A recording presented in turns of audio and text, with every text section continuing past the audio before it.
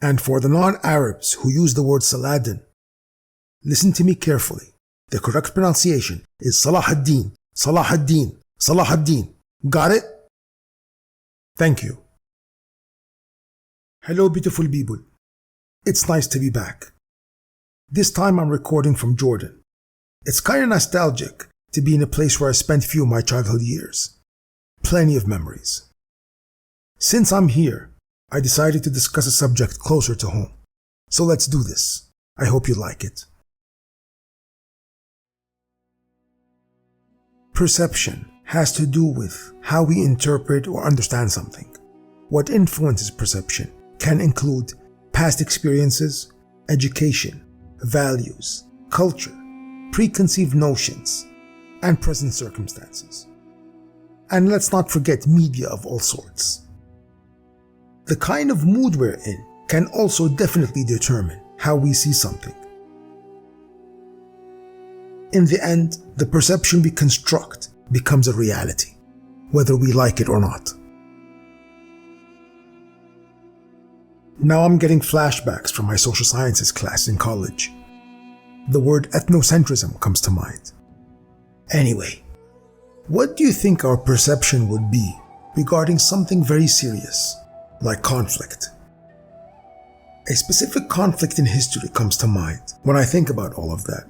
A conflict where there are a lot of triumphs as well as defeats. Many heroes were born as well as gone. Lands were gained and lost, along with all their riches. Alliances were made, and the world was filled with betrayal. Some gained everything, and others lost it all. It was a conflict which lasted for 2 centuries. The war I'm talking about was the Crusades. According to the West at that time, and even till today, these were holy wars initiated, supported, and even directed by the Latin Church in the medieval period. The war's main purpose was to take back the Holy Land, Jerusalem, and its surrounding areas from the Muslims. Till today, I can see the word crusade being used as a metaphor to represent the pursuit of a noble cause. And that perception belongs to many people in the West. Here in the Middle East, the word crusade represents a time of catastrophe, injustice, colonization of our land, death of our people, and a time where our Arab nations were most weak and vulnerable. This is what was taught to us in school. Interesting difference in perception, huh? This is why it was very controversial when a British fan came to support his country's team and wore the Crusader armor at the FIFA World Cup in Qatar. It was a huge insult to Arabs and Muslims. The way it was seen was like, we came back to do the same thing we did in the Crusades. It would probably be like walking into a black neighborhood in the US, carrying the Confederate flag and promoting slavery. I guess that's just food for thought. What do I know? And from whatever perspective you look at the Crusades from, I'm sure most people would agree that it was one man who put an end to it all. And his name was Salahiddine al-Ayyubi. Many Arabs will tell you that Sultan Salahiddin was one of a kind, and that only a man like him could have taken back Jerusalem, or Al-Quds in Arabic. They'll tell you that he was a genius in battle, with his greatest battles being the Battle of Hattin and Jerusalem, where he crushed the Crusades. They'll also tell you that he was one of a few people who were the closest anyone ever got to uniting the Middle East. In his era, the Ayyubi dynasty, he was the custodian of both Mecca and Jerusalem. He also survived several assassination attempts by the order which today we call the Assassin's Creed. He is believed to have defeated them before the Mongols came and finished them off. Yeah, a real badass. One of the first things Salahiddin did after taking back Jerusalem was give rights to all religious practices, whether Christian, Jew, or Muslim. I talked about this in my previous video about Palestinian Christians. You can go ahead and watch it if you want to find out more.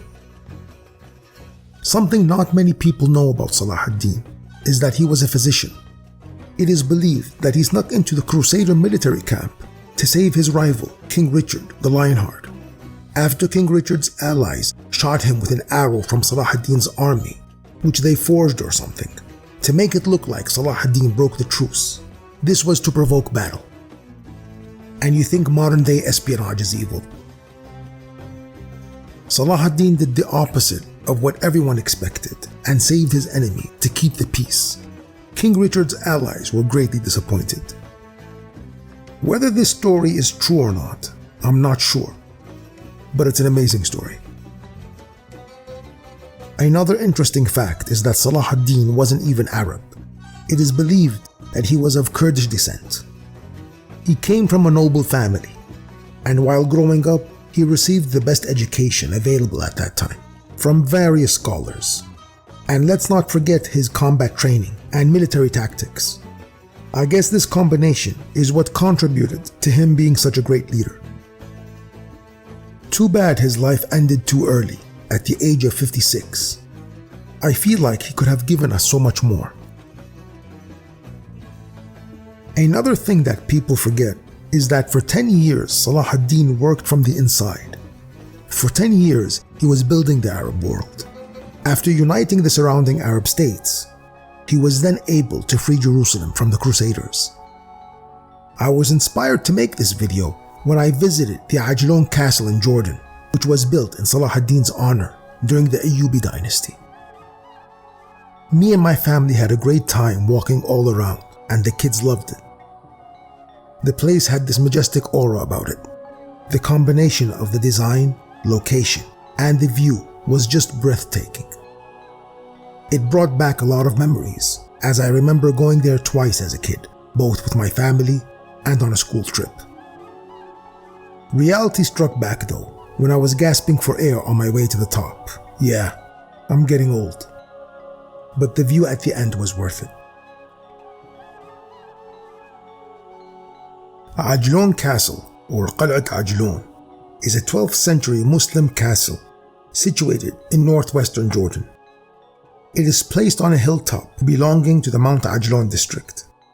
From its high ground, the castle was guarding 3 valleys, which descend towards the Jordan valleys.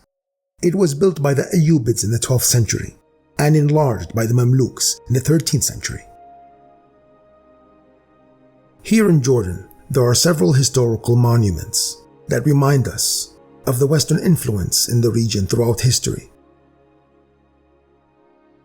The Temple of Hercules is a historical site in the Amman Citadel in Amman, Jordan. It is thought to be the most significant Roman structure in the Amman Citadel. According to the inscription, the temple was built when Germanius Marcianus was governor of the province of Arabia, in the same period of the Roman theater in Amman, in the same district. The theater is still being used today for live concerts. I remember attending a graduation ceremony there as a kid. These historical sites are triggering a lot of ideas in my head about how our history was shaped and influenced by different empires throughout history. What do you think? Tell me if you want to hear more about this place's history. I didn't know what else to talk about in this video. So many other YouTubers talked about Salahiddine. I just wanted to mention a few things that weren't very mainstream, that not many people know about. So I hope you liked this video, and I hope I can deliver more while I'm still here. If you want to see more of these videos, make sure you hit those subscribe and notification buttons. Also, check out my Patreon link in the description box below to support this channel. Love all of you beautiful people. Until next time.